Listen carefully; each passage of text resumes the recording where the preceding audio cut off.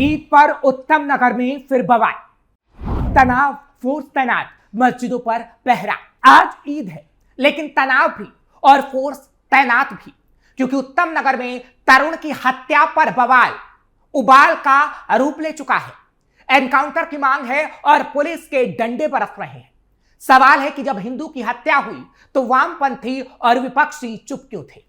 सवाल है कि जब हिंदू मीठी सेवैयां खा सकता है तो मुसलमान रंग क्यों नहीं लगवा सकता?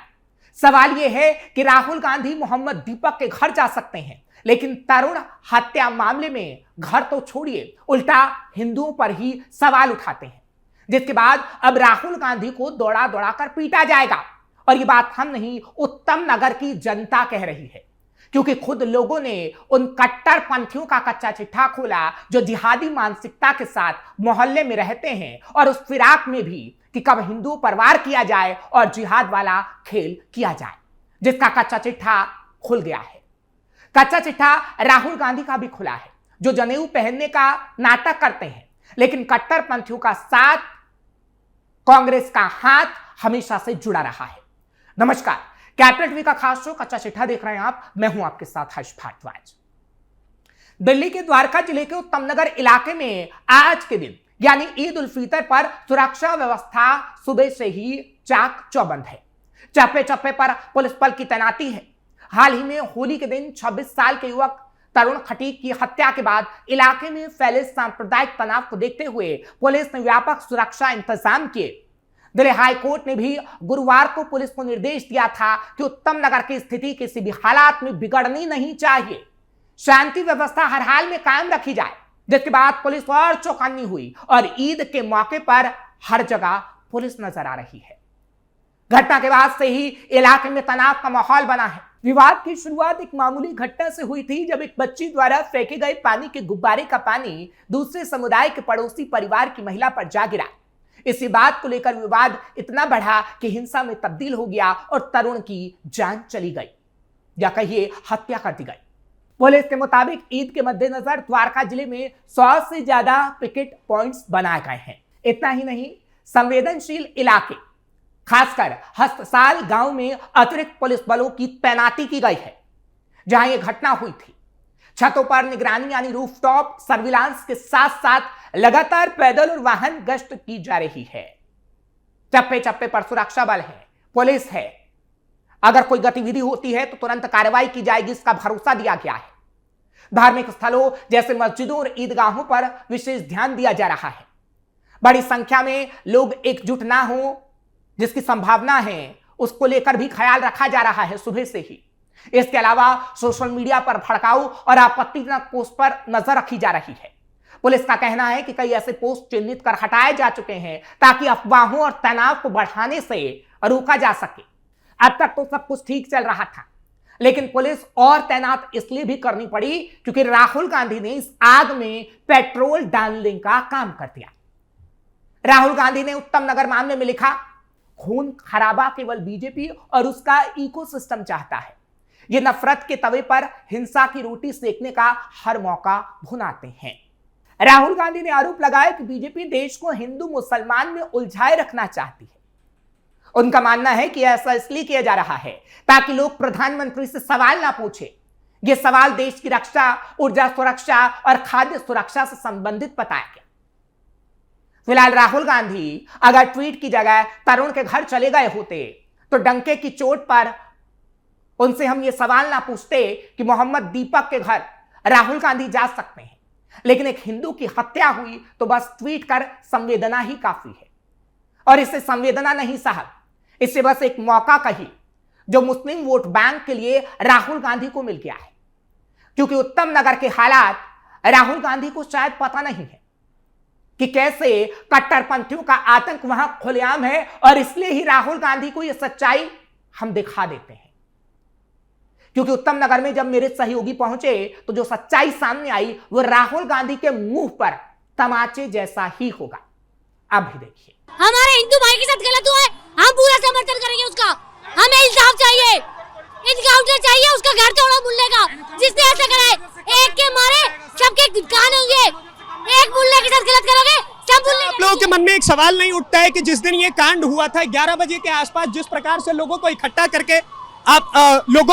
करके उस युवक के घर में घुस करके लोगों को मारा पीटा गया, आज पुलिस प्रशासन हमें रोकने के लिए खड़ी है, लेकिन उनको नहीं, जब कहा था पुलिस चौकी के सामने इतना बड़ा कांड हो गया, ये कहाँ भगे होते सब? क्या साहब? अभी भी ऐठ में सारे, इनकी आंखों में शर्म नहीं है। अभी एक ने कहा कि हमारा रोजा चल रहा है, they are not communicating properly in a dedicated way. Liberalism का सारा ठेका हमने लिया हुआ है क्या?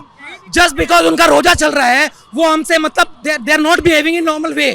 क्या हुआ है अभी? वो ऐंठ में है सर। क्या आपके सामने अगर कहीं कुछ अगर बिहेव कर रहे हैं, बातचीत कर रहे हैं, उनका रोजा चल रहा है, वो नॉर्मल वे में बात नहीं कर रहे हैं, उनका रोजा खराब हो जाएगा, इसलिए सर आप लोगों के साथ उनके बिहेवियर में चेंज है, सीधा बात है। दे आर सर्विलांसिंग अस।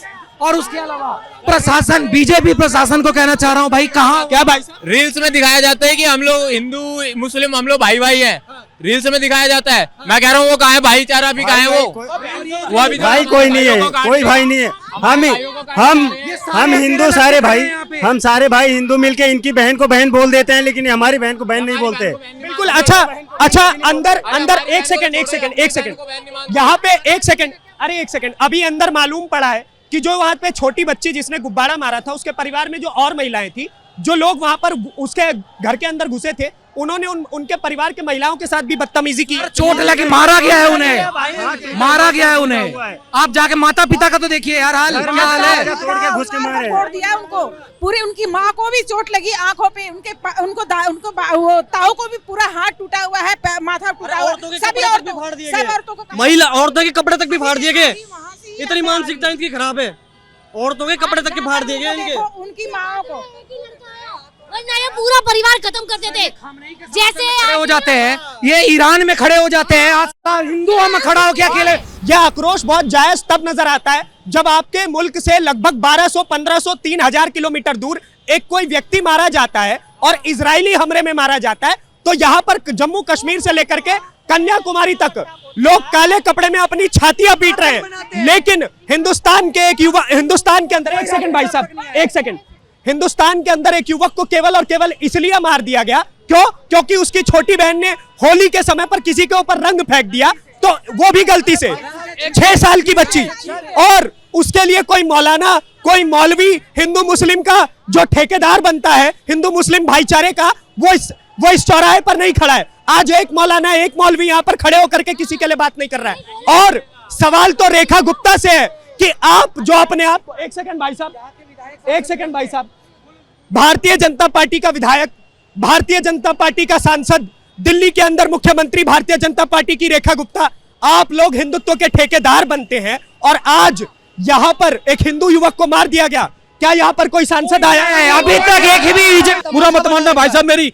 अगर दिल्ली के अंदर ना योगी जी होता तो ताल ना मेल, सीधा प्रभु से मेल, ठीक है? वो सीधा प्रभु से मेल कराने वाला बंदा है। नहीं, यहाँ पे तो रेखा गुप्ता कहाँ गई? हमारे हिंदू कम्युनिटी के साथ ही ऐसा क्यों होता है?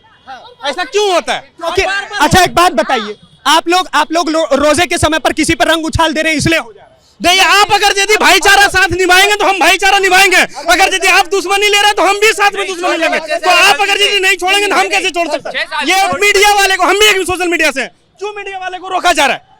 क्यों प्रोटेस्ट कर रहा है? एक तो हमारे भाई को भी मार दिया है और ऊपर से जो है रोका भी जा रहा है। क्यों ऐसा क्यों किया जा रहा है? भाई साहब, कोई काम करने के लिए लाइसेंस ही है। अब बात मानते हो मेरी? एग्री बात मानते हो मेरी? बात मानते हो? मैं चाहे हिंदुस्तान में कोई भी काम कर रहा हूँ, मेरे पास एक लीगल प्रूफ होना चाहिए कि मैं काम करने जा रहा हूँ।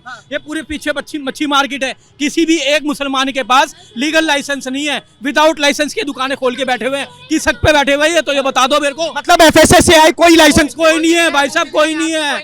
अगर किसी के पास भी लाइसेंस मिल जाए तो हमें बताओ, किसी के पास भी नहीं है भाई साहब। हम आपको बताना चाहते हैं, आप दिल्ली पुलिस का बात कर रहे हैं, हम इसी दिल्ली पुलिस का बात कर रहे हैं। आप चलिए मेरे साथ कापासेडा, ठीक है? और आपके ऊपर हम एक लाठी चलाते हैं। अगर यदि आपका कापासेडा घर है तो आपका कार्रवाई, आप मेरे ऊपर लाठी भी चलाए ना, आपका बात सुना जाएगा। बशर्ते हम अगर यदि वहां पे सिंगल पर्सन है तो मेरा बात नहीं सुना जाएगा। ये जो हिंदू मुस्लिम भाईचारा, मैं टीवीओ पे देखता हूँ, बड़े बड़े पैनलिस्ट खड़े होते हैं, मौलाना खड़े होते हैं, मौलवी खड़े होते हैं, वो दिन रात चिल्लाते रहते हैं गंगा जमनी तहजीब, हिंदू मुस्लिम भाईचारा। क्या इस वक्त आपको देश में ये भाईचारा देखने को मिल रहा है? कोई भाईचारा नहीं मिल रहा, कोई भाईचारा नहीं मिल रहा। लेकिन मैं एक चीज पूछना चाहता हूँ, एक बच्ची ने गुब्बारा जो नीचे गिरा है उस पे एक बूंद पानी की लग गई, क्या अपने घर में पुताई रंगाई नहीं कराते? क्या पानी की बूंद नहीं गिरती उनके ऊपर?